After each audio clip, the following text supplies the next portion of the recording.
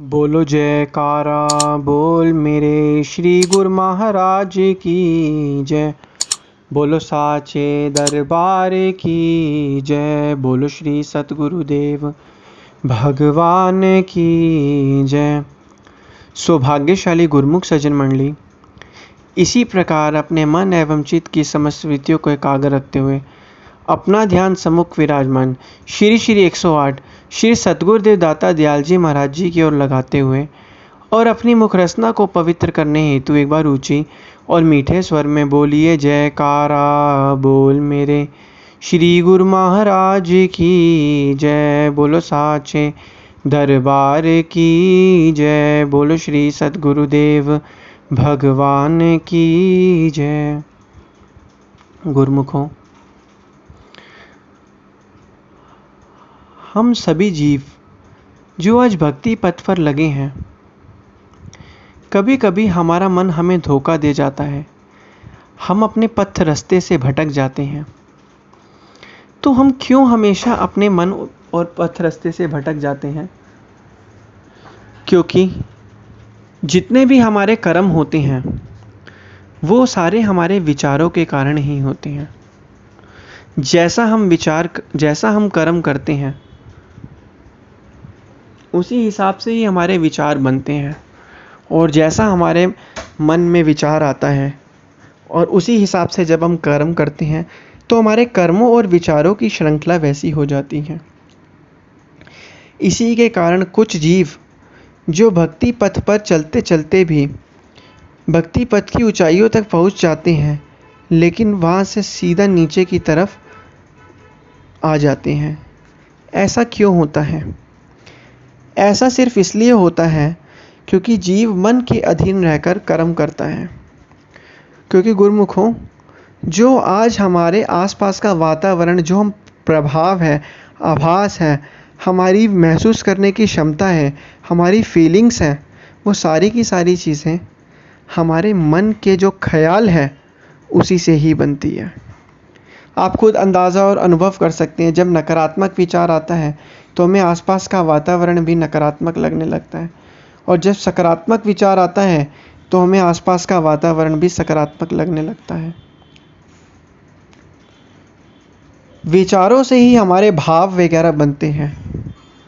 तो यही कारण है कि जब मनुष्य भक्ति पथ पर लगा होता है उसके सारे कर्म भक्ति वाले होते हैं, और कभी कभी जब मन उसे धोखा दे जाता है तब उसके कर्म भक्ति से हटकर किसी और कार्य काम काजों में लग जाते हैं, जिससे उसके वैसे ही विचार बन जाते हैं, और विचारों के कारण ही उसके आसपास की प्रवृत्ति भी वैसी हो जाती है। गुरुमुखों, विचारों में बहुत शक्ति है। विचार इतने ताकतवर और बलवान होते हैं कि जीव का उस विचार से लड़ना बहुत मुश्किल हो जाता है। हाँ, जीव उस विचार से लड़ सकता है, लेकिन वो समय के संत महापुरुषों की चरण शरण को प्राप्त करके ही उस विचारों से लड़ सकता है। लड़ने का मतलब यह नहीं कि उस विचार जो हमारे दिमाग में आए उस विचार को हम सोचते रहें। हमें उसे सोचना नहीं है, हमें बस उसको विचार को अपने से कनेक्ट होने नहीं देना। गुरुमुखों, अगर आप विचारों से जुड़ोगे, किसी भी तरीके का विचार, तो वो विचार जिस भी तरीके का हो वो अपना प्रभाव छोड़ेगा ही छोड़ेगा। विचारों के तूफानों से जुड़ेंगे तो विचार अपनी आंधी मचा के ही रहेंगे। तो गुरुमुखों, हमें करना क्या है? हमें अपने विचारों से नहीं जुड़ना है, हमें अपने भक्ति के पथ पर चलते ही रहना है। भक्ति पथ पर बहुत कठिनाई और बाधाएं आती हैं, क्योंकि जीवन एक संघर्ष है। संसार में भी संघर्ष से लड़ना पड़ता है। हमें उस लड़ाई से लड़के हमें आगे बढ़ना पड़ता है, उस संघर्ष को सहना पड़ता है, उस संघर्ष से जीतना पड़ता है। इसी प्रकार भक्ति पथ पर भी संघर्ष गुरुमुखों आता ही रहता है। भक्ति पथ में संघर्ष क्या है? हमें अपने मन से लड़ना पड़ता है। हमें मन के जो एलिमेंट हैं, मन के जो तत्व हैं, काम, क्रोध, लोभ, मोह, अहंकार, ईर्ष्या, द्वेष भाव, हम इन सब से लड़के भक्ति पथ परमार्थ पर चलना है। क्योंकि मन के अंदर के जो पॉजिटिव और नेगेटिव इमोशन कौन कौन से होते हैं?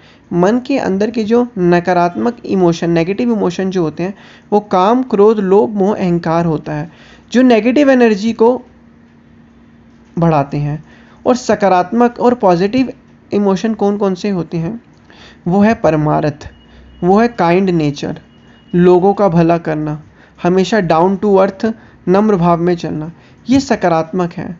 तो गुरुमुखों, अब हमें पता लग चुका है सकारात्मक और नकारात्मक में जो हमारे भाव होते हैं उसमें क्या फ़र्क है। अब अगर पता होने के बाद भी हम उस रास्ते पर नहीं चलेंगे तो ये सबसे बड़ी हमारी भारी भूल होगी। तो गुरुमुखों, हमें सत्पुरुषों और वक़्त के महापुरुषों द्वारा बताए गए नियमों की पालना करनी है, उनके नियमों पर चलना है। जितना हम उनके नियमों पर चलते रहेंगे उतना हमें आत्मिक शांति और आनंद प्राप्त होगा। हमारा ये लोक और परलोक भी सुखी बनेगा और जीवन आनंद में व्यतीत होगा। बोलो जयकारा बोल मेरे श्री गुरु महाराज की जय। बोलो साचे दरबार की जय। बोलो श्री सद्गुरुदेव भगवान की जय।